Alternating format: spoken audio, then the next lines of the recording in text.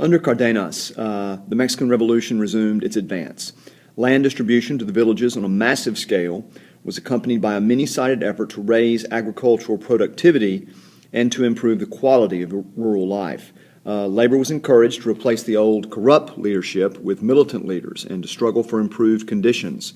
A spirit of service began to pervade at least part of the governmental bureaucracy. In this way, Cardenas was sort of like John F. Kennedy in giving a spirit of service and hope. He set an example to subordinates by the democratic simplicity of his manners, by cutting his own salary in half, and by making himself available to the delegations of Indians and workers who thronged the waiting rooms of the National Palace. In this way, being down to earth, talking to people, providing hope, he was kind of like FDR, with whom his presidency was concurrent. And I like to think of him as the FDR of Mexico. He certainly is regarded as the greatest president of the 20th century for Mexico. These and other policies of the new president, such as the closing down of illegal gambling houses, most of which were owned by wealthy callistas, angered the Jefe Maximo. In June of 1935, Calle summoned a number of senators to a special meeting at Cuernavaca. He denounced the labor movement and its alleged radicalism and ominously recalled the brief tenure of President Ortiz Rubio, implying that he might choose to force Cardenas out and put in his place someone more compliant. Cardenas responded by requesting the resignation of all of his cabinet members.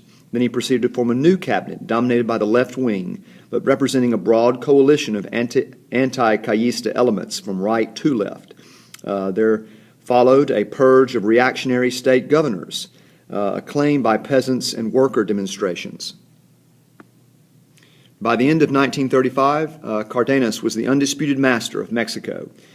In April of 1936, amid indications that Calles was planning a coup with the aid of a fascist organization in Mexico called the Gold Shirts and other reactionary groups, Cardenas ordered his immediate deportation to the United States. And this is the 1930s. This is the time of fascism in Europe. You know who the two people on the left are, Il Duce and the Fuhrer. On the right there is their friend in Spain, Francisco Franco, who they helped take control of Spain during the Spanish-American War. There were fascist elements in all countries, and this was a concern to the sort of left-wing counter-coup, so to speak, that Cardenas had pulled off, and it was a real threat, but he crushed it.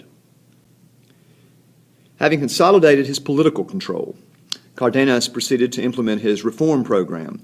He regarded land distribution as of prime importance. Land was distributed to the peasants in a variety of ways according to the climatic and soil conditions of the different regions.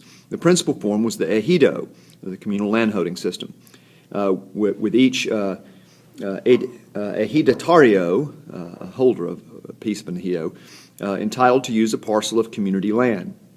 The ejido was the focal point of the agrarian reform, but Cardenas also distributed land in the form of the rancho, an individual small holding widely prevalent in northern Mexican states where ranching made more sense.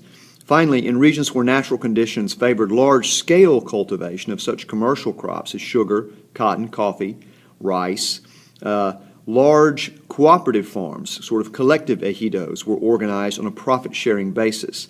The government generously endowed these enterprises with seeds, machinery, and credit from the Banco de Crédito Edihal, the Ejido Bank. So basically, the creation of these large collective farms bowed to the economic realities of large-scale capitalism while still trying to help the small-scale campesino. During the Cardenas years, some 45 million acres of land were distributed to almost 12,000 villages, much greater scale than Obregón and Calles. The Cardenas distribution program struck a heavy blow at the traditional semi-feudal hacienda and peonage. It satisfied the land hunger of the Mexican peasantry for the time being and promoted a general modernization of Mexican life and society. By 1940, thanks to the land reform, supplemented by the provision of villages with schools, medical care, roads, and other facilities, the standard of living of the peasantry had risen, if only modestly, These progressive changes in turn contributed to the growth of the internal market and therefore of Mexican industry. It allowed Mexicans to begin consuming a little bit, and that helped fuel an economic spiral. The land reform also justified itself in terms of productivity. Average agricultural production during the 3-year period from 1939 to 1941 was higher than it had been at any time since the beginning of the Revolution. Granted these benefits and Cardenas' excellent intentions, the fact remains that the land reform suffered from the first from certain structural defects. To begin with, it was basically conceived of as a means of satisfying land hunger rather than as an instrument of dynamic agricultural development. If you wanted to boost productivity to the best point, obviously we just put the land in charge of a handful of giant agribusinesses.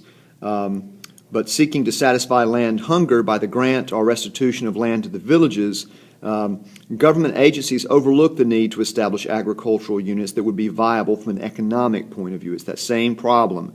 Land redistribution on a small scale really comes up against economic realities of the modern age.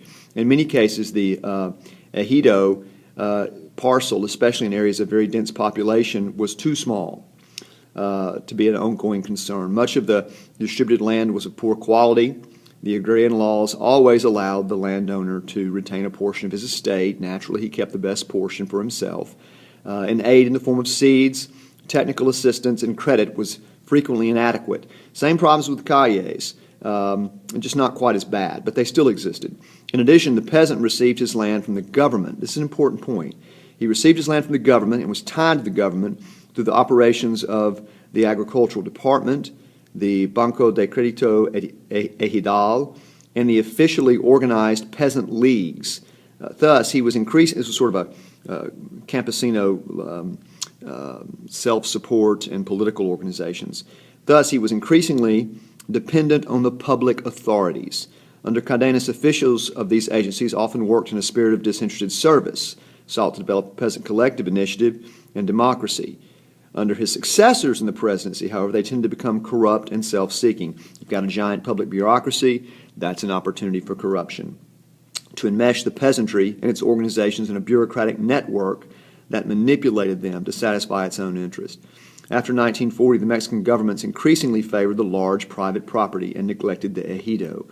In concert with the structural defects of the land reform, this produced a gradual decline of the ejido system and a parallel growth of a large landed property, leading to the emergence of a new latifundio. Not as severe, but not unlike the problems of the Porfiriato. The PRI, in creating a massive single-party state, encouraged corruption that kept, to some degree, poverty endemic.